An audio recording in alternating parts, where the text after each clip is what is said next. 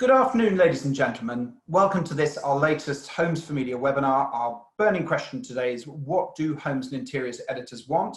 I'm Homes for Media's CEO, Henry Hemming. Thank you so much for joining us. We've had an absolute deluge of registrations, well over 150 people registering for today's webinar. So thank you very much indeed. And that is all due to our A-list panel of journalists who've joined us today, 5 of the very best from the homes and interiors sector. And I'm going to introduce them to you now just so they can give you a quick wave and say hello. I'll then deal with a little bit of housekeeping and then we'll get going. So to introduce our panelists this afternoon, we have Katrina Burroughs, the interiors editor on the Times and Sunday Times. Hi Katrina, lovely to have you here. And a lovely backdrop that is as well. We have got Karen Darlow, homes editor at Period Living. Hello. Karen, hi. We've got Rhoda Parry, Editorial Director, Homes Content at Future Publishing. Hello. Hey Rhoda. Amy Cutmore, Digital Editor across Ideal Home, Homes and Gardens and Living, etc. Hey everyone. Amy, lovely to have you here. Last but by no means least, Andrea Watson, freelance interiors writer. Hi Andrea. Hello. Good to have you here with us. Okay, so I hope Zoom has let everyone in the room. We'll get going. We're going to make this a really busy and intensive hour ahead. We all know tomorrow is going to be a sizzling Friday, so I think the premise of today's event is work hard for the next hour and then you can all bunk off tomorrow. You heard that from me officially. We're going to make this a very entertaining and intense hour. We've had registrations from companies like Arlo and Jacob, Cox and Cox, Fleur Ward, Koenig Colours, Roman Showers, and then all the specialist homes and interiors PR agencies have joined us, which is lovely. Industry, publicity, Boxed Out, Wildwood, many, many more. I'm going to encourage our audience to post questions on Zoom's Q&A functionality down at the bottom of the screen. Do think about questions that you would like to put to our eminent panel. I will say I've had a lot of questions in advance as well from Homes for Media customers, so I'm going to go through those and hopefully we'll also have some time for questions, but thank you to everyone who's written in with questions in advance. I think people are doing that more and more. If you feel like getting social, please do. We did a Food for Media webinar yesterday and we had so much on Instagram and Twitter and LinkedIn, so it's Homes for Media Meets and we're at Homes for Media, and if you look at our tweets you'll see all the panelists handles and so forth. Please give them a shout out as well. But tell us what you think. Great to have you joining us. So yeah, we're going to give our panelists a chance to talk about their pages, how they work, how they are coping with the pandemic. That's certainly going to be part of today's dialogue, but by no means the whole story. And then most importantly, the burning issue for you, our audience, is how do they work effectively with PRs in terms of new products, in terms of imagery, in terms of ideas, and in terms of just developing great ongoing relationships with you. And also, how can you get things badly wrong with this, A-list team of editors? I think it's a good chance for honesty as well. So I'm going to go through, we do honesty here in a big way.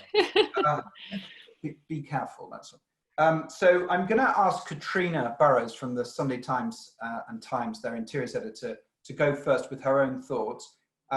Just to say, Katrina started off writing about stolen art, but she's certainly come a long way from there. She wrote for the Evening Standard, she wrote for FT's How to Spend It. She joined the Sunday Times, and once the paper merged with the Times, she was writing both for Sunday Times and, of course, Bricks and Mortar, the Times' supplement. She produces 2 interiors features every week, always looking for big stories, and she'll give you the inside track on how she looks for things today. She has a charming Instagram account devoted to English skies, and her main piece of advice to PRs is to do less. And I'm going to ask Katrina probably to start off by telling us a little bit about that. Katrina, lovely to have you, and over to you. It's lovely to be here. And I'm going to try and be coherent. I haven't done this before. Can I start by telling about my pages so that you know exactly what to do? Please do. Okay. As you mentioned, I'm interiors editor across the Times and the Sunday Times, and I've been doing an interiors column for Home for over a decade, and then when the papers merged, I became also on Bricks and Mortar. So the pages I do are a weekly interior spread in Sunday Times Home, and that can be on a trend or a colour or a pattern or an actual home. For instance, this week's Sunday's piece is on hyper-coloured homes, really powerfully bright. It's going to be joyful. I also do a weekly column on new products, new launches, called Save and Splurge in Bricks and Mortar. So send me all your new stuff for that. There's a slot called Decor Decoded in Bricks, where we interview a designer about a single beautiful interior. And now, increasingly, there's more scope for luxury interiors features in Bricks as well. That's quite recent. So we've done something on what the wealthy bought under lockdown. And this week is, tomorrow is stupendous garden rooms. But I wanted to say a little bit about our online content too, because print isn't the whole story, and this is a post-lockdown thing. We're increasingly focused on our digital offering, giving online readers extra pictures and extended articles and even entire articles for online. And that's partly because online subscriptions went up under lockdown. I'm going to read you some very carefully curated stats because I don't want to get things wrong and get into trouble. So page views for interiors increased 24% after lockdown. By mid-April, our figures showed readership of the home section online driven up, led by interiors content, views of which were up by 115%. We get quite a lot of traffic from something called Google Discover that recommends our interiors content to readers. So this has proved a success, so we're focusing on it. Just want to mention our Instagram account, because what you send to me for print, if I can't use it, I can quite often pass it on, and that's not a bad place to be. For instance, in the last 30 days, we've got more than 11,000 new followers on it, and that brings it up to 133,000 followers in total. Okay, how you can get into those spaces. The big thing that works for me is efficiency, because I am quite busy. And it really helps if you pitch to me for a specific slot that I've mentioned, then I can sort of earmark your content and see whether it works, you know, within a minute. Exclusives. We love exclusives, but please do be upfront if something has been published already. There are places I can use pictures and products that aren't exclusive. If something is exclusive, can you mark that in your email really prominently? And also, let's be sure we mean the same thing by exclusive. I don't mean an exclusive angle on a story you've shared with everyone else. I need to say a lot about pictures. We love pictures. We don't really do our own shoots apart from on home stories. So I can easily pick out what might work for us. If you show me your pictures or show me previews of your shoots first, I will get back to you quickly about what I can use. I wanted to say, don't be afraid of boring me. I want to see everything. As I say, if I don't use something in print, it can go on a Pinterest board, it can go on Twitter, all sorts of things. I need strong relationships, and lockdown has been really good at building stronger relationships with the PRs I regularly work with, oddly enough. I haven't seen you face to face, but I have Zoomed with an awful lot of you. And instead of whizzing in and out of a press show, spending 5 minutes with you, grabbing materials and running away, we've had proper half-hour chats about all sorts of things. It's been lovely, and I want to make it a regular date, actually. The other thing about relationships I wanted to say is, please introduce me to a tame expert who doesn't mind being texted. If your creative director is in my mobile, you'll get more coverage. Okay, if you need me to describe what I mean by good pictures, it's very specific for newsprint. We don't have glossy pages on either of the supplements I work for, so there are only a few things that will work. Nothing smudgy or indistinct. fresh and contemporary looking, natural light, depth and contrast, pops of colour, real home style. That's all I need to say on the subject. Henry wanted me to talk about what doesn't work, which I'm a bit nervous about. I don't want to be negative because I've been amazed at how hard PRs have been working throughout lockdown. I've noticed no drop off in productivity, and you've been a great support, and I wanted to say thank you. What doesn't work? Really you don't need to send me gifts. I don't need anything that's not a sample, and please get your clients to spend all their money on photos and stylists. Am I out of time, Henry? No, it's so absorbing. Please carry on. I've only got a couple more things to say. Okay, round robins and newsletters. Please send them to me. They don't work for me professionally. It's because once you've sent it to me, I know that everyone has seen this idea, so I can drop it from my forward features list. So it's helpful, but not in a good way for you. And really value your materials. They are incredibly valuable. I value them. So unless your client tells you to, don't dump everything on Pressloft as soon as they're available. Don't bung everything out to everyone in your contacts on the same day that it launches. That's a very democratic way of operating, but it means the story is dead to me. And don't let your clients plaster everything on their Instagram account. Again, that gives it too much exposure for my editor to be really passionate about it.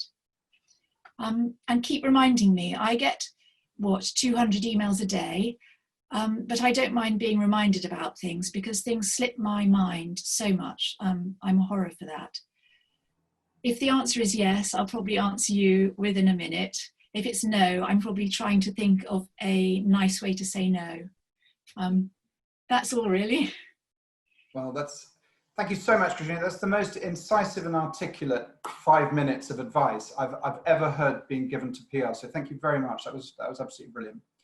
And just remember, everyone, no smudginess, please, Katrina says.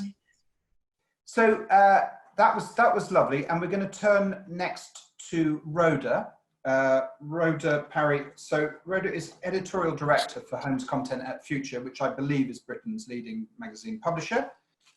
We had some Future people on yesterday's Food for Media webinar. Rhoda represents the UK's leading homes portfolio across homes and gardens, country homes and interiors, living, etc., ideal home, woman and home, and 25 beautiful homes.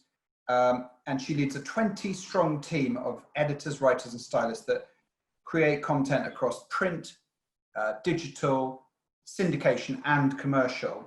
And the content categories are real homes and gardens, style and decorating, expert features, news and shopping. And her role is to craft and create the most happening, beautiful and exciting content to her audiences and to her clients. And that sounds like a lovely job to me. Rhoda, would you tell us how you do it?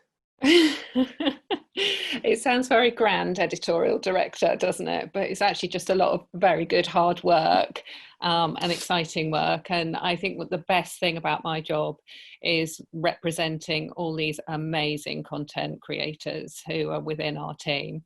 So you're right. I heard an amazing thing yesterday, as your viewers are probably aware, that we have been TR Media has recently been bought by Future. And we now have Europe's biggest portfolio of homes magazines and homes brands, which I thought I was really wowed by that, because we truly are, a European and global business. And so you've mentioned the brands that I represent. Just a little bit about me, though. I've worked on women's consumer magazines all my working life. I started as a sub-editor and worked my way through the ranks. Very much kind of roll my sleeves and get on with it, girl.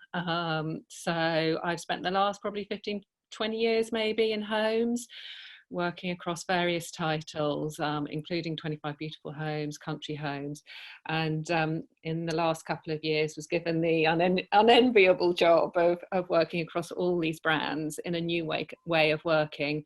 So my team, you might want to call it a hub, you might want to call it a collective, you might want to call it a team, whatever you want to call it. But we work across brands within this team. So some people, some PRs can't get their heads around this. I think bit by bit we've kind of tried to break the mold and get people to understand. But everybody on my team works on more than one brand. And as you mentioned, we have kind of core content categories. So we have a houses and gardens team, we have a style and decorating team, and we have a new shopping and features team. And all of those teams will have different lead times. Obviously, new shopping and features is running much closer to deadlines. Houses and style editors will be working, you know, probably 3 months in advance, sometimes even more than that if we're shooting a year in advance, to get the best content we possibly can for our print editions. So we have 4 houses editors who many of your viewers will be you know, familiar with. We have Vivian Ayres, who works across Homes and Gardens and Country Homes Interiors, Ruth Corbett, who works on Idle Home and Style at Home, Mary Weaver working across Living etc. and Homes and Gardens, and Fiona Mace, who works across 25 Beautiful Homes. So all of these people will be trying to scoop up the best in the business houses. We produce more than 500, or we're looking for more than 500 houses to feature in the pages of our print editions every single year. It's an enormous volume, and these people are very skilled in trying to get the first, as we all want the first, we all want the exclusives, as Katrina says. We have our other department, style and decorating. We have 3 style editors. They are shooting all rights content. So these are the guys who are looking out for the trends, looking out for the new ways of decorating, so that we can create beautiful, what we would call decorating shoots. So these tend to run every month, and as even during lockdown we were able to continue shooting in, thanks to their kind of creative wherewithal, which was really pleasing, and heart, you know, it was just really pleasing to see people going the extra mile every single time. And the remainder of that team, of our sort of 3rd group of people, is our new shopping and features people. So these guys are working again across multiple brands, and predominantly working either in like the high-end market, so Homes and Gardens, Living etc., tipping into Country Homes a little bit, and then also another set of people working in the mid to mass market across Idle Home and Style at Home, 25 Beautiful Homes. So even if they're, you know, working across multiple brands, they tend to be working in either that luxury end of the market or in that mid-stroke mass market. So knowing your content people, PRs, is really important. The whole thing of kind of blanket emailing whole teams is, I think, a thing of the past. As Katrina's kind of mentioned, we really need kind of personalisation and your knowledge of the people who you need to be speaking to. We're all time poor, as you can imagine, and getting your stories out there is best done by knowing who to target. So yeah, as Henry said, you know, my role is to help people craft and create the most happening and beautiful content to our audiences and clients, because we produce a lot of commercial content as well across advertorials, sponsorship, all things of that nature. And my team also, not just working across print, but digital, social posts, Facebook and Instagram, and live events. So the expertise of the individuals within the team permeates across all of those media. What else can I say? Yeah, just to let you know that we're working on our November issues currently on the print side. For those of you who don't know, Ideal Home celebrates 100 years with its November issue. So that's going to be our all singing, all dancing centenary issue. There's going to be a number of special features and exciting things coming up with that. We're also working on supplements for November issues, and also Ideal Home Complete Guide to Christmas, which is our one shot. So page wise for those issues, we're pushing nearly 900 pages of content. So we're powerful brands and we're a powerful team helping you tell your stories for your clients. And obviously in real time, we're delivering those digital stories to Amy's team for idealhome.co.uk, livingetc.com and homesandgardens.com. And also working on live events, many of which, as you know, were cancelled, like house tours. But we kind of, as many have, transitioned into the virtual world of live events. And we've got an exciting programme of virtual house tours coming up for the autumn and spring. So our houses editors are actively working on that. I think that must be my five minutes up, is it?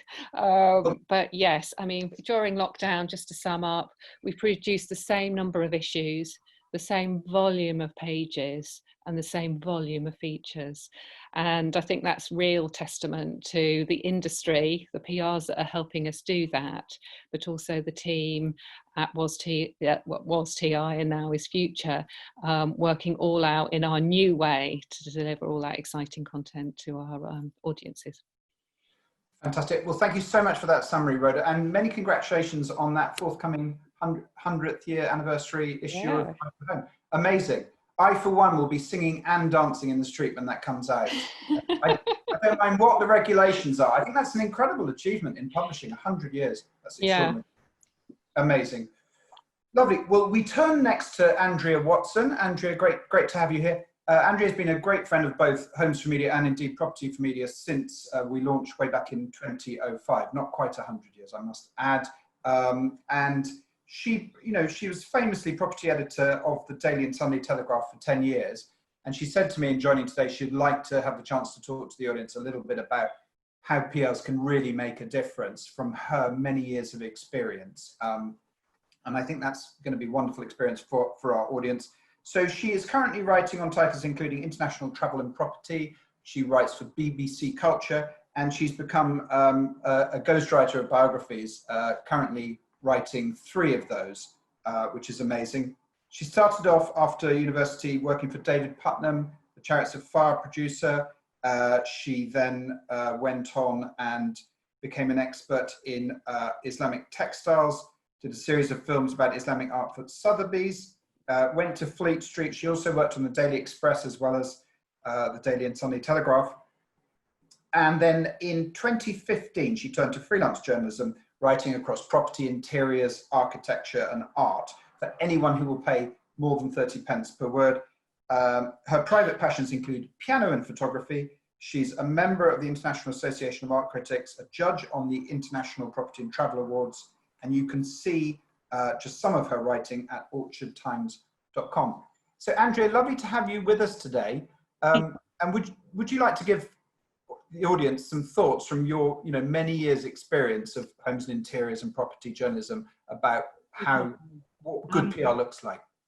Well, the first thing I have to say is either I'm a very poor writer and editor and sub-editor, or you've got me slightly wrong, because I wasn't famously editor of the Sunday and Daily Telegraph. I was famously editor of the Sunday and Daily Express.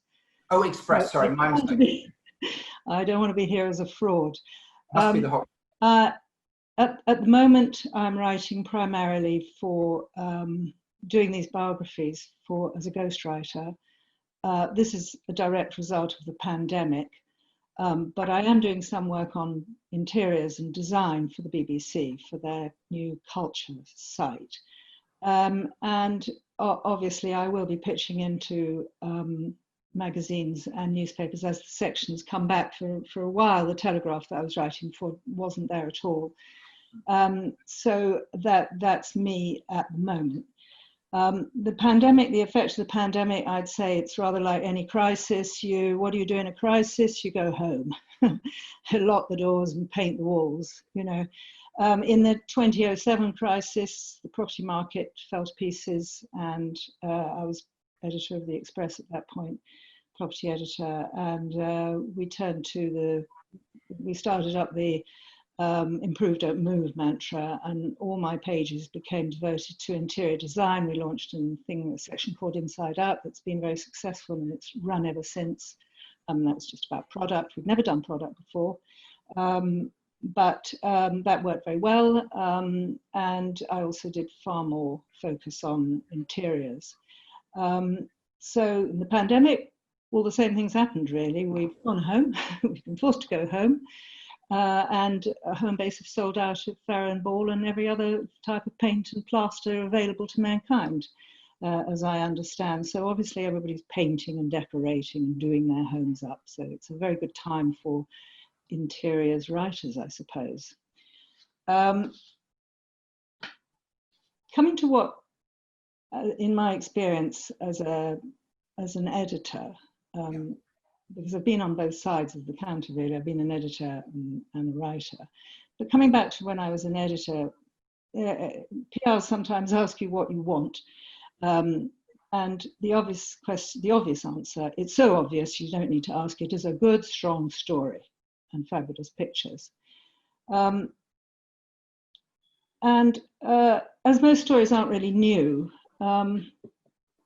you need a new angle, and one that reflects the zeitgeist, but also one that anticipates it. And I think that's the important thing that you could bring to a pitch, to an editor, something that is forging a path. It's not easy, because it's much easier to walk down a trodden path than to have to clear the undergrowth. And it's much easier to get people's ear if you're doing that, because it's comfortable. So sometimes you have to go outside that zone and be brave and be bold and walk through and hope that you're heard. So on the matter of content, that your most content is about 50% words and pictures, I would think. I think, having spoken about storylines now, I'd like to speak a little bit about words, but and then come to pictures. So because pictures are equally important, and that's something that I think some people overlook. Coming back just briefly to words and storylines, and another aspect, and even high up, even in the most cultured titles, they're looking for clickbait. You know, there's no doubt about it. They want words and phrases high up in your story, and therefore, obviously, it helps in the pitch that will earn you clicks. And I'm sorry to say this, but when I have an anecdote here, which I hope I've got time to tell. It was the first time I'd worked for the BBC, so I thought, oh, wow, you know, it'll be very cultured and everything like that. And I had this storyline about Paphos, the city of culture, which had just become city of culture, and I wanted to pitch it to them. But my particular angle on it was about how it had run a sort of sex trafficking trade back in 500 BC, in the Roman times, when Aphrodite was the great goddess. And I said, you know, do you want this? Do you want this in? And they went, yes, of course. You know, feature it. So there we go. Pictures. I despair sometimes being the misapprehension of what is wanted. I think you, apart from the technical side of pictures, that as Katrina said, not fuzzy, not too creative, you know, and 300 DPI.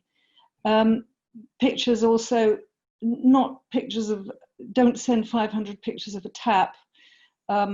You know, it's easy for you to pick out the pictures that you would want to see in a magazine or in a newspaper. Good bold shots that have a lot of information in them, but also are clear and that tell the story really. Pictures also, I despair that people don't label them correctly. I mean, I think a busy editor, well, I was once a busy editor, having to wade through pictures that just have sort of some numerals on them and are not captioned, and in a file that's not captioned either, is misery, because it's so easy to lose them. And it's such a simple thing, and I think it should be part of a PR's duty to caption their pictures to save the editors and the writers time. I'm sorry, but I'm going to come back again briefly to words and comment. I often am asked for 3 voices in my pieces. It's fairly standard format, case study, 3 voices. So I go out and I ask for comment, and then I'm asked, how many words do you need and when? And if I say 100 words, well, why the when? You know, I mean, 100 words, you do that in an hour. But things go out to committee, and then they come back and they've been sort of committeeified and turned into camels, you know, and they just don't read very well, and I often can't use those words. So comment should be fresh and bold and feisty, you know. It shouldn't have all the fun rolled out of it by people saying, oh, you can't say this, or it's not our brand, or something like that, because then it just won't get used at all. I don't know if my time's up. I think I'm really at the end of what I wanted to get off my chest. Yes, that's really all. If you read the alerts that I put up, I'm very specific. I say what I want, and it's nice, and it's really nice when people have read your alert. In the same way that you should always study a magazine before you pitch to it, and know, just get a feel for the detail, you know, what that particular section or magazine or editor wants. So, Andrea, that's fascinating. So coming back to comment, whether it's a 100-word comment to go directly into a piece that's already been written, or whether it's a talking head piece of viewpoint, you're saying don't let it go through the PR mill and get all the kind of corporate key messages in there. Just let the person speak feistily, as you said, from the heart. Tell them to get passionate about the subject. That's what you're saying. It happened to me the other day, and it was for a piece for the BBC. A comment came back. It came back on deadline. It was useless. It had been round the mill, and I really couldn't use it. I felt very bad because, you know, they'd worked very hard on it, but I had some lovely fresh thoughts from somebody else, and they had to go instead. I had to go with those instead. Great. Well, thank you for those insights. It was immensely helpful to our audience, and I think there will be some questions coming up that your further thoughts will be very helpful too. But we must press on, of course. So we've next got Karen Darlow to speak to you all, and Karen is Homes Editor of Period Living, as I've already mentioned.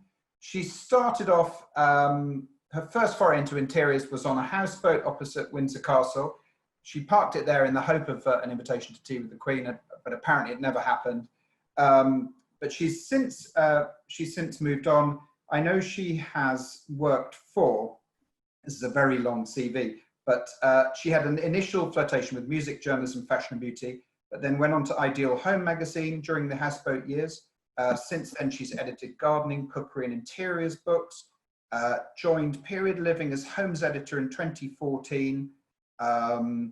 And she says her desire to take her interior design ideas to the fore are somewhat impinged upon by the sheer amount of bikes in her hallway and the demands of her family. But she loves everything from French brocante to cozy Scandinavian tiled stoves and Swedish summer house style. I think that's what we all need at the moment. That's a summer house in Sweden. So over to you, Karen, to give us your perspective from Period Living's perspective, and tell us also how you coped during the epidemic and how you work with our audience of PRs. Sure. Well, I come at homes journalism from a specific angle because I'm the homes editor. So I'm responsible for finding 4 beautiful period style homes for the magazine, 4 or 5, sometimes 5 every month. So that can be about 40 pages worth of homes. I often write the home stories. I go on the shoots. We usually will get a front cover from our house shoots, so we really have to make sure they're beautiful homes. So that's my angle. Obviously, I wanted to put in a few words for colleagues that work alongside me, because obviously they're using PRs in a different way. So I've got some thoughts from my colleagues as well that I hope will be helpful. So perhaps I'll start with the colleagues' sort of thoughts, I think, and then you'll get a sort of two perspectives on it. So one thing that we're now all working from home, and we will be forever now, but when we're all in the office, one thing that I kept hearing cropping up was sort of a slight grumble about when products are being dressed up as new products, when actually they're not. It's not a new product. It might be that there's some new photography, or the product has come out in a different colour. But what my colleagues are asking on me is that PRs are very honest about if something is new or not. That should be very clear in the press release, or clear in the email subject header. Let us know if it's new, but only if it really is new, because obviously the angle, we won't feature it as a new product if it's not new. The other thing that obviously crops up is we want good high-res imagery, as all my colleagues previously have said. On period living, we make good use of lifestyle shots as well as cutouts. But if you're sending us lifestyle shots, do bear in mind the title of the magazine. It's quite clear. Period living. It's traditional style. We want to see traditional style images in a traditional setting. So if you don't have those sort of lifestyle shots, don't bother sending them to period living. We need something that fits in with the rest of the magazine. It's got to have a vintage or an antiques focus and beautifully styled, so it fits with the rest of the mag. We do use cutout shots as well, so those are useful for us for products as well.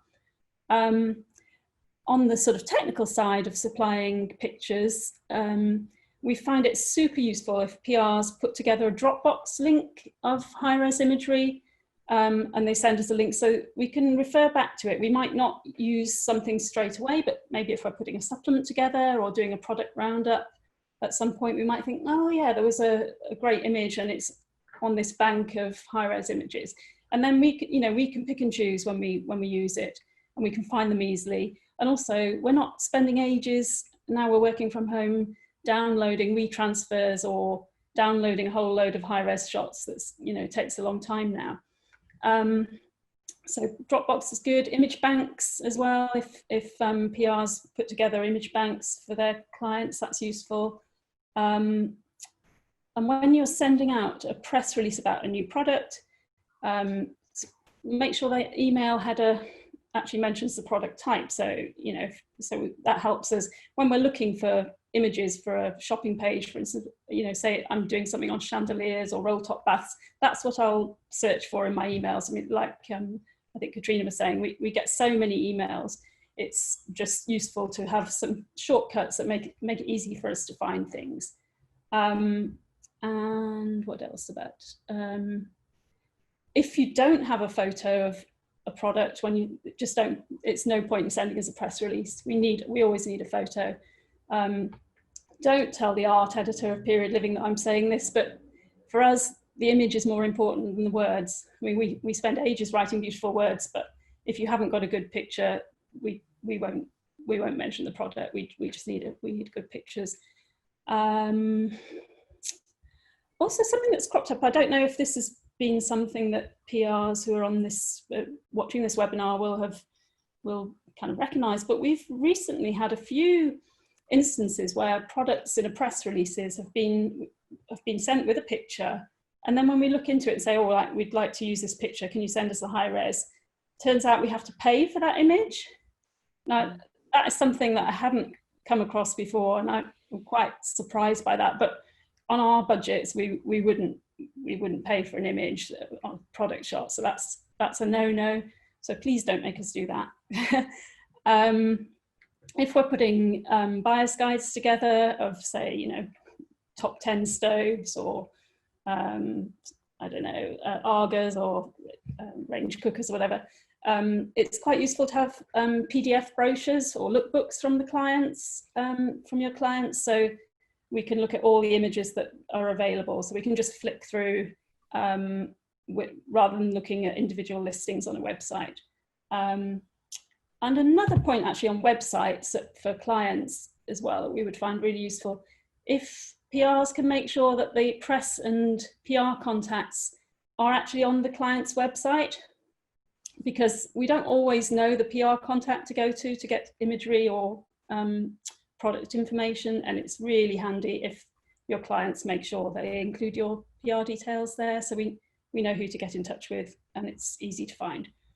And then from my point of view as homes editor, so I occasionally will get pitches for case studies that come through PRs, perhaps of a interior designer's beautiful home, or you know, suggesting that I will feature that house. Well, that's absolutely great, and I love to get those. So please keep thinking of me and sending me in lots of possible case studies of beautiful traditional homes.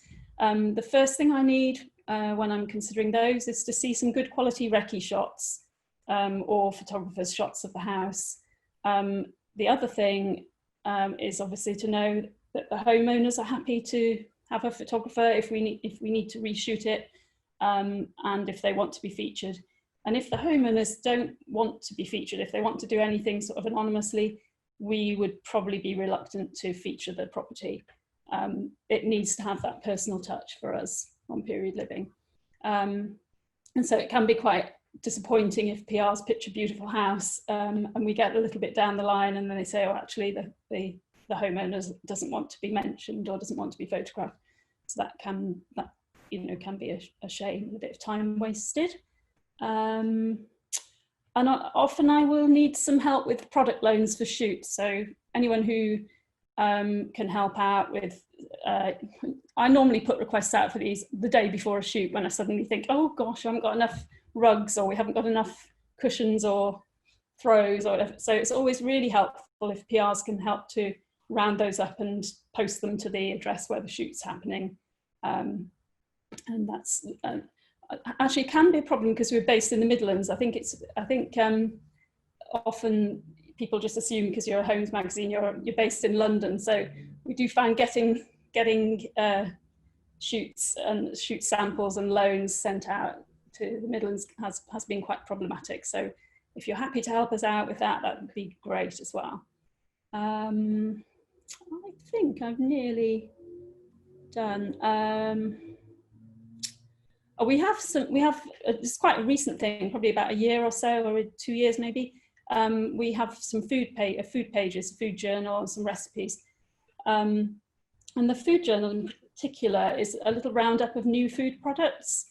So I have a particular request from Rachel, lovely Rachel Crowe, who puts the food pages together. She's always looking for artisan food products rather than big brands, because the artisan angle fits better with Period Living's brand. So any PRs for those who can help us out, that would be great. And then just a brief word about the effects of COVID on us. I mean, we kept publishing. We did have our budgets cut, and I had some great help from PRs who helped find me some kitchen case studies with photography ready done, so we didn't have to spend our reduced budget on photography, and I wrote the case studies myself. So that's been really helpful. PRs have really sort of pulled out all the stops to help find us some case studies to fill pages on not so much budget. So that's been fantastic. So big thank you to everyone who's helped with those. And also to, I think as the others were saying, PRs have kept working so hard and have helped my colleagues as well on source imagery for their pages and new products. I know when it's difficult to get hold of people at their clients. So yeah, that's it, I think, from me. Thank you. Fantastic, Karen. Good to have some input there on photography. We've had, even while you were speaking, 2 more questions on images. So I am going to get to a whole slew of questions about photography and captioning in due course. But some lovely insights there. Thank you very much. So to round off the panel, and by no means least, we have Amy Cutmore. So Amy is digital editor, as we've said, across Ideal Home, Homes and Gardens, and Living, etc. She has been writing about interiors, but also technology for 17 years, and joined Ideal Home after an initial journalistic career in 2010, initially as consumer and technology editor, and then being promoted to digital editor in 2017. So she's honed her experience on property and interior design, strong focus on kitchens and bathroom design and planning. But as mentioned, she's also a technology geek and once ran tech blog, Girl About Tech, for 5 years, picked up an Amara Blog Award in the process. There's also freelance for titles such as Trusted Reviews and Wearable. Is Google Discover the new Pinterest? That's probably a question we might ask. But anyway, Amy, it's lovely to have you here. Hello. Do tell us about your role as digital editor and what you're looking out for from PRs. Will do. I'll try and be quick so you can squeeze in some questions. So as Henry says, I'm Amy. I've got a team of 4 that I directly look after. And then of course I work with Rhoda quite extensively, using a lot of the content from MAG, and also the teams have started producing digital content for us as well. But obviously a lot of the content comes from my direct team. There are 4 of them. We've got Lottie, who looks after Living, etc. on a day-by-day basis, Lottie Burroughs. We've got Jennifer Ebert, who looks after Homes and Gardens, and then we've got Tamara Kelly and Rebecca Knight, who look after Ideal Home day to day. And each of them are producing at least 3 to 4 stories a day. So obviously we've got a huge turnover in content and we're hungry for it every day. So thank you PRs for sending us loads of stuff. Just to briefly touch on what the pandemic has done for us, it's been actually wonderful for, it's obviously a horrible thing, but been wonderful for our traffic. So Ideal Home reached the dizzy heights of 2 million users in the UK in June, and it's now reached about 2.8 million globally a month, which is incredible. And although July, things as lockdown eases, we are seeing traffic drop off a little. It's still up 150% year on year, which is huge numbers. So yeah, traffic is online is doing amazingly well. So to touch on a little what we've done, I should touch on the fact that the traffic initially came from care and cleaning. So cleaning experts are our favourite people. We love a Mrs. Hinch. We love anything to do with cleaning. So just to know, it always gets amazing traffic, and it's something that maybe it's not such a big thing in print, but it's massive for us online. Also then, of course, as the rest of the panel have touched on, gardening has been massive in the last few months. DIY, upcycling, painting, everything around that has been really big. And I think will continue to be. We've not seen so much drop off in those areas. Garden, I'd imagine, as it gets a bit less glorious, it will do. In terms of what we actually need from you then, our content is really set up into 4 or 5 different structures. So we have news stories. News stories are about products or sort of really exciting launches or some really sort of compelling statistic about homes. We often build them around celebrity, which does work for us. So Martin Lewis has said this, or Mrs. Hinch has said that, or Kirsty Allsop has said this. That always works for us. But all products that do sort of have sold out. So this is something that again does well, or a best-selling line. We've done some really good stuff with the White Company on that. So the White Company's best-selling bed sheets of all time. So if you've got some sort of compelling sales stat, actually, interestingly, if you're trying to pitch product, that can actually do really well. And as I say, the others have sort of said about not having, if a product's new or not, but that may be a way to get around that, because it doesn't have to be new if it's just sold out. The other things that we focus on then are ideas galleries, which we populate with predominantly with our own images that we've shot from previous house shoots and from decorating shoots. But that's not to say we won't use press shots in there, provided the press shot is a really strong image that reflects the brand. So whichever of the 3 brands that we're talking about, all of them have a distinct identity in terms of imagery. So if you're going to pitch an image to all 3 brands, I'm like, you kind of need to know that's Living, etc., that's Homes and Gardens, and that's Ideal Home. And there are distinct differences that you can pick up. But we are happy to do that and feature those in those galleries, provided they have a strong idea. We are okay to use the image. There are no issues with rights, and it is a beautiful image. Then we also have how-tos, and that's a really strong part of what we do. So we have those in each section of our site. But it's things like, we like sort of makeovers, especially now, they've done very well. So if you've got a client that, you know, it's interesting that we've got them from different places. Obviously, your paint companies are usually quite good at shooting those. We have limited resource in what we can shoot. So if you've got a step-by-step of putting together a hanging basket, or we've had this thing about Christmas, it's an obsession, as Rhoda will tell you, about Christmas hanging baskets, any of that kind of content. Step-by-step guides always do really well.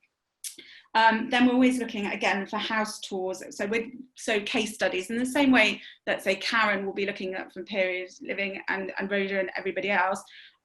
We'd also need extra ones to supplement online. We can't shoot them, so if you've got a beautiful architect house where you've got the shots, we're not so bothered if there's an owner involved or anything like that, but if you've got the rights to shoot them, we'd love to run them on the site, so do get in touch. In terms of visuals and so on, everyone's had lots of things to say, and I'm not going to sort of go over the same things over again. I'd say personally, we have a few things where often we see beautiful images that have been used on brand social feeds, on Instagram particularly, and then we go to the PR and they're not available, or even though they're very clearly product shots. So that can sometimes be a bit frustrating. So I don't know if there's any ways that we could have a bit of a, or whether things are not joined up, and that's why that we can't get hold of them. Anyway, that's just something that one of the team wanted to flag. We do like low res in emails personally on our team, and we do like to have a Dropbox link. As Karen said, WeTransfer not so helpful, it only lasts a week, and then we don't, if we've not seen the story for a week, we're really busy, as you say, hundreds of emails a day. So if we suddenly come across it a bit later, then it's quite good that if we have the link still live, that's really helpful. Yeah, well, our biggest peeve is really pictures for content that's not on brand. For example, we had an email yesterday for Living Sector about dog food, and they were like, oh, we'd love you to feature this dog food thing, and it's not on brand, unfortunately. But then we got quite a few follow-up emails saying, oh, are you not interested? You're not interested. And I think any good PR should know that when a product's suitable for a brand and when it's not really. So if we've not responded and you're not sure that the product's suitable, it's probably because it isn't. So that's another one. And then again, touching on expertise, quotes, stats, we love them. And again, I really enjoyed what Andrea said about people just something reading like, a promo, you know, we want a lawn, if we're going to have expertise on mowing the lawn, we may well feature your lawnmower, for example. We've done something with Still that worked really well, because we actually just got an expert to talk about all the things you need to know when you're mowing your lawn, and he happened to use a Still lawnmower, but it wasn't a big, the Still lawnmower does this, this and this. It was more about the actual things that our readers care about, rather than pushing product specs at you. So trying to get that real life case study feel to any of your quotes is really important. And I will shut up because there's only 5 minutes left. Brilliant. Well, I would love you to carry on, but that was fantastic. I'm going to get to some questions. I'm going to also ask our panelists if we can just go on slightly, because I've got quite a lot of questions here, but we'll try and get through them rat-tat-tat. Is that okay if we go on by 10 minutes or something? Okay, lovely. Let's start with images. It's the question, you know, Karen doesn't want to be quoted on this in front of the art director, but images are the thing. So the question is, how do you receive images? So we got a question while we were talking from Lauren Dool at Battery PR, I think. Are you happy to see low-res images individually as a kind of a tempter? You know, that's a starter. Then Marie Fuller, owner of Simple PR, says, what do you look for in lifestyle images? Do you use image libraries? She says, I know it's dull, but it's fundamental in our struggle to get that right. So what do you look for in lifestyle images?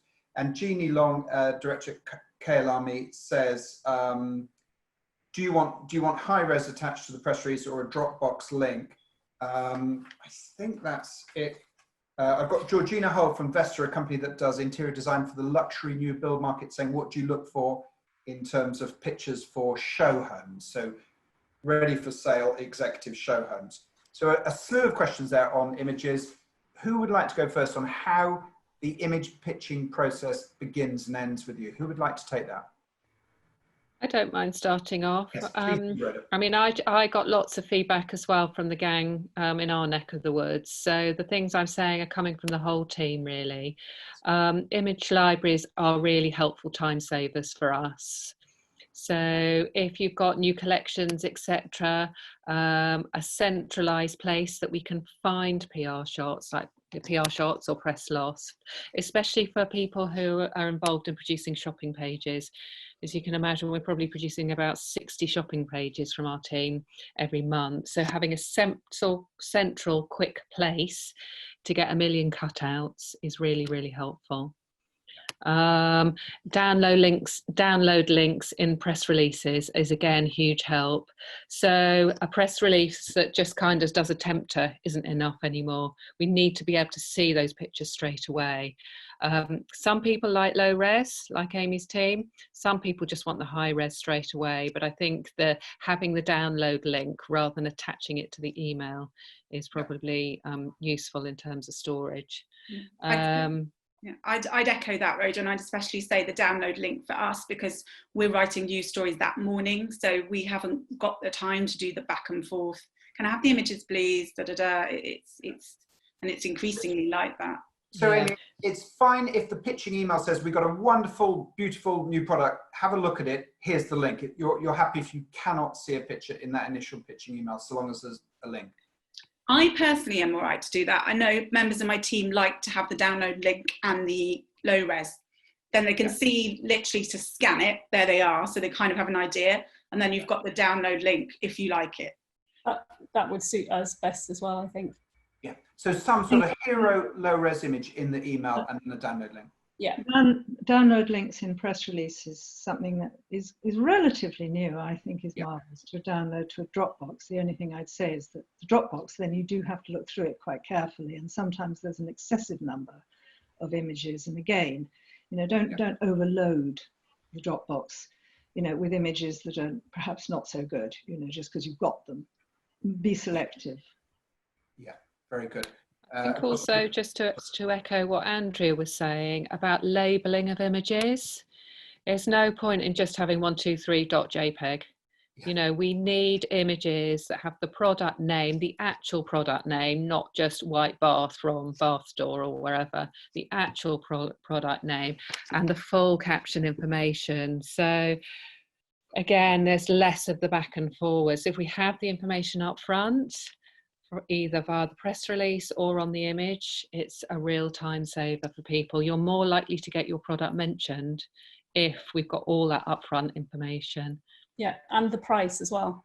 Mm. The price needs to be on the email, on the text piece.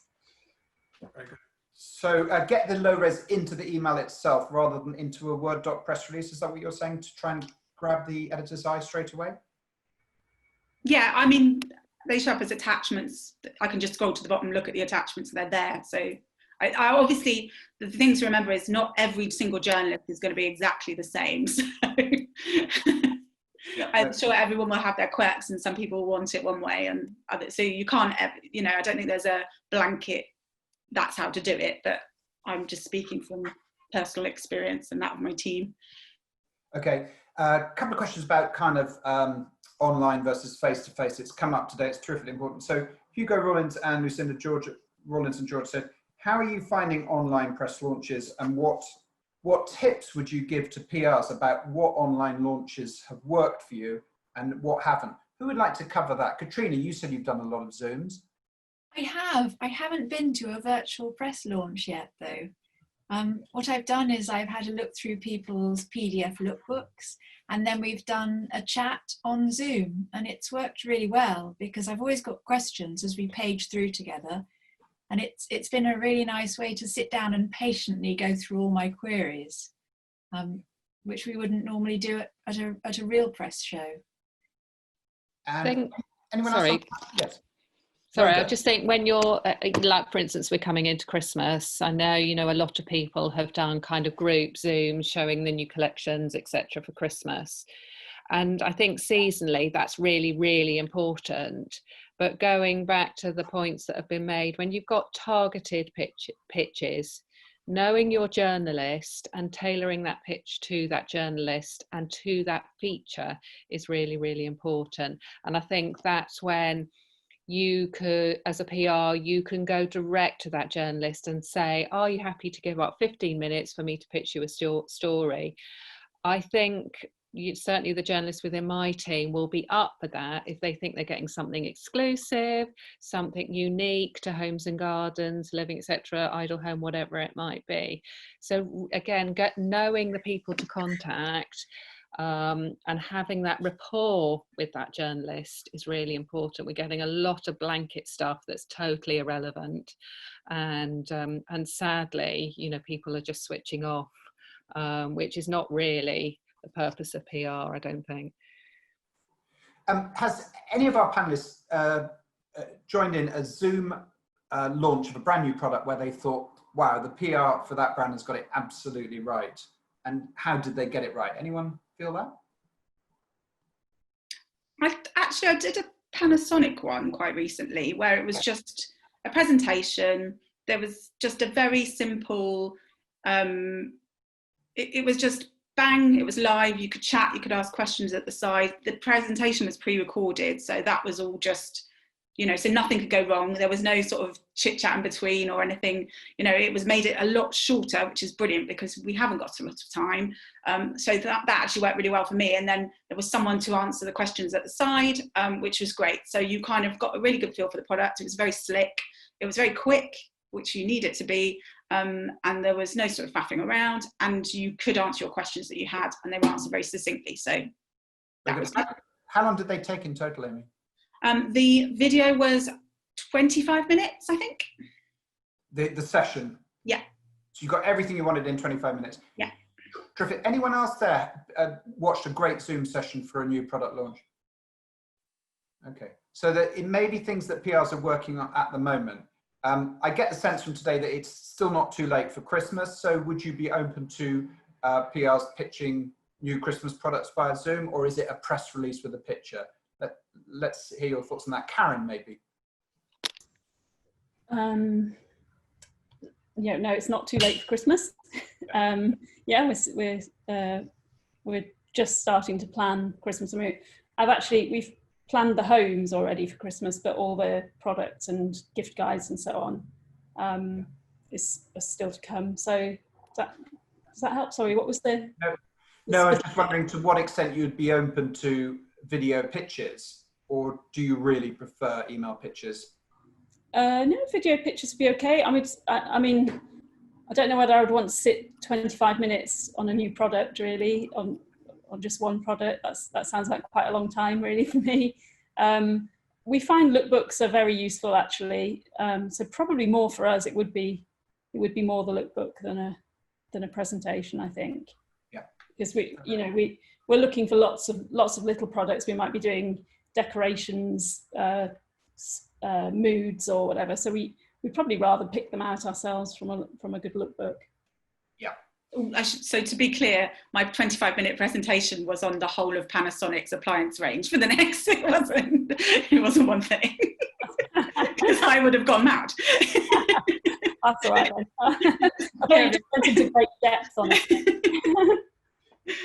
Very good. I think other things that are really useful, Henry, is some PRs do just like a monthly roundup of what's happening with their clients.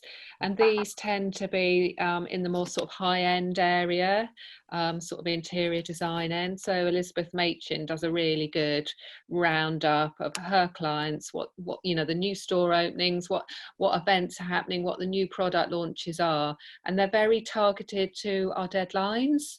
So again, a really succinct roundup of core clients relevant to that brand, and we know exactly where to find those details straight away. That's very helpful. So newsletter roundups, again, imagery if possible in that newsletter, I'm sure. Yeah. Can I just add to that as well? That that is a definitely infinitely preferable approach to the sort of once a month phone call that we sometimes would have from PR saying, what are you working on at the moment? Because that is actually, that is a phone call you just think, oh no, we'd rather they told us what they were working on and what was new from their point of view. And we'd like sort of regular updates on any new clients that they might have taken on, or any new products that way around, rather than them coming to us and sort of ringing us on a weekly or monthly basis saying, what are you working on, what can we help with? It's better for them to sort of open to us rather than putting us on the spot like that. Yeah, I get a roundup from Sutton, which is because I write some arts coverage, and Sutton do an annual or 6 monthly, perhaps, what's coming up, and it's incredibly useful. You know, you can look at that, and you can immediately go, you know, to the stories that you want to try and, you know, go deeper into. And I didn't even know about Elizabeth Machen's because I don't do product, but I think it's a marvellous idea. It's all in one place then. And you download links if you wish. A couple of my gang, just to add to that, mentioned the Habitat and Conran platforms for downloading images and getting all the, you know, everything they need in one place. So I believe they're like websites where you go onto and you can download. It's almost like a sort of an image platform dedicated to those brands. So again, it's kind of like a one-stop shop, everything you need in one quick click. Okay, and I'm going to turn to face-to-face because, I mean, after all, we are beginning to be more expansive. We're heading abroad on holidays and so on and so forth. So Julianne Webster, founder of Industry Publicity, says, are you at a point where you'll soon be happy to attend press events? Because she says it's so much more difficult to like convey the qualities of a new sofa or something via Zoom. What about the opening of new showrooms and so forth? Any thoughts on that? I think the first industry show, by the way, that's going to be face-to-face is Top Drawer in January, but there are other industries that are going ahead with shows like World Travel Market is going ahead in November at Excel. So do you have plans to go out and about? That's my question. Who would like to answer that? I'm probably nervous about it. Oh, you're nervous? Yeah, absolutely. So I don't fancy it yet, especially when, you know, if you're a Londoner, it means getting on the tube. And absolutely. Now I have this huge luxury of all this time I've grabbed back by not getting dressed up and going out to do events. Yeah. I think I'll really miss it. I won't be going out. I think that the infections are going to rise, and I'm out of town. I would have to go in on a train. Yeah. I use the tube. Or buses for most things, so I won't be doing that. And Rhoda, you were going to comment, I think. Yeah, I mean, we've just been told today that the offices in Canary Wharf, which were TR Media and now obviously Future, won't be opening until the beginning of September. And then we'll be returning on a rotation basis, and they'll only be 30% full at any one time. So businesses, you know, big corporate businesses are thinking very carefully about how they return their employees safely to the workplace, which means that we won't be in London in the same way that we were pre-pandemic. So finding new ways of getting to us PRs is really important. And I appreciate the problems of demonstrating things, etc., and feeling and touching. And that's, as journalists, what we all love to do. But equally, it's a challenge for the PR business to come up with new ways to show and tell. And that would be lovely to see. That's great and very honest. I mean, we're all desperate to be back together again, but I think our audience will find that very, very helpful. Okay, I've got two more really, really quick ones. Jules Writer at Mikaza Sukaza PR, what a lovely name.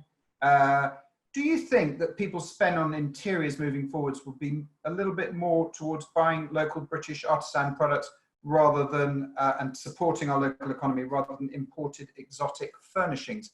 Katrina, you might have a view on that. Well, it sounds so attractive buying British and buying artisan and buying from independents. I love all that. But then I also think you will support probably more jobs if you buy big brands. So I have a feeling that the buying British thing will tug on the heartstrings, and there's a mood going on that's all about that. Yeah. But I won't stop covering the rest of the interiors market. And I also do have, you know, the feeling that we need to support John Lewis and M&S and you know, the staples of the high street too. So I'm torn about that. Yes. Anyone else there? Well, I think upcycling is going to get even bigger. Yes. I think that there is a slow, well, actually it's been quite rapid mind reset that's happened to a lot of people. It's very strange. A lot of people with very, very disparate backgrounds and jobs and things like that are all saying the same thing to me. Yeah. One of those things is this idea that being slow, life in the slow lane is rather nice, and it's certainly for journalists an opportunity to think. It's an opportunity to catch up, really, I think, with what was a very hectic world, and be more emotionally stable within it. To odd things, but they're also feeding into this sort of idea that old things, upcycling things, heritage has value, and not necessarily just British, but yeah, artisan British is good because we've got two crises. We've got this crisis and we've got the environmental crisis. And they all play into homes and interiors, which is the most precious, you know, material reflection of ourselves. Very true, and definite food for thought for us all. So to end on a... Could I just add to that, yeah. Rhoda, Henry? Just to mention diversity and inclusivity, which has become a really important part of our conversation in my team. Hearing from PRs about people who are, you know, part of our diverse and inclusive UK scene is becoming increasingly important, and we've set ourselves a personal challenge on the content team to make sure that we are proactively looking for those people, whether they're independent British makers, whoever, designers, whoever it might be. And the help of the PR industry as part of that is really important. We want to know who those people are working for John Lewis or whoever, wherever, because we've set ourselves a target of actually achieving that. So any help with that would be really, really, really great. Thank you, Rhoda. Okay, and just to end on an upbeat note, so Thomas Moore from the Velux team at Weber Shandwick said, what are the most inspirational PR activities or pitches have been that you've experienced during lockdown? And I'll take a quick answer from you each, and then we can wrap. Has anyone really admired a PR approach during lockdown and that you feel should be commended? I would put a shout out to New Communications, Henry Griffiths and his team, and they've been really great at doing some really fun events after work just to get everybody together. I was involved in one which was an art class with a this completely random, but an art class with one of the Sky Arts Portrait Artists of the Year, who was wonderful, and it was just a really good fun get together. And it was just a nice way to keep in touch with all those PRs. They all joined in as well, all the PRs in the team did it. So yeah, it was really nice for the journalists and the PRs to sort of join up, have a really good chat, a good laugh, and it was really uplifting. And it was one of those, I haven't painted since I was about 14, so I just absolutely loved it, and it was a joy. So there you go. Lovely. Thanks, Amy. That sounds. And Andrea, maybe that's something you would love. Anything you've admired particularly during lockdown? Well, I quite like the virtual cocktail evening with Barrett's, where they sent us some cocktails. Small ones. So more small cocktails in the Watson way, please. That was great. Go down very well. Aaron, anything you've particularly admired? Well, it wasn't me personally, but one of my colleagues got involved in a flower arranging workshop organised by Bloom and Wild, and they sent her some flowers, and they had an after work workshop showing you how to arrange them, and she really enjoyed it, and I thought that sounded great. Sounds like a lovely idea. And Rhoda? Yeah, I mean, I think mine's a bit boring in comparison, but the one I remember really, really well is just chatting to a PR who really knows her stuff about her core clients and what they were releasing for Design Week for our October issues. It was succinct, it was fun, it was happy, it was a happy place to be, knowing the industry is moving forward despite all the terrible things that are happening. And they were really targeted ideas for homes and gardens. So yeah, there's a gamut of kind of ideas across the board, each to their own. And let's finish with Katrina. Anything that's caught your eye or something? Oh gosh, I'm a sucker for a nice swatch. So whenever anyone sends me through swatches, now they become masks. And Moy actually did send me a really nice mask, which went with my sunglasses, and I really felt rather good yesterday out wearing it. My wife does fabric products on Not on the High Street, and she makes lovely masks, so that's a nice thing. Well, you've all been wonderful contestants and panelists, so thank you very much indeed for the advice you've given our audience, and thank you for hanging on late. And to our audience, great to have you joining us. Thanks for the support you've given Homes for Media this year, which has had an amazing year. I don't want to shout about it too much in what has been a tough time, but we have grown enormously. And thank you to you for your support. So thanks, panelists. It's been wonderful. Thanks for making yourself available. Keep safe, and see you all soon. Thank you. Bye. Thank Nice you. to talk to you. Bye. Thanks, everyone.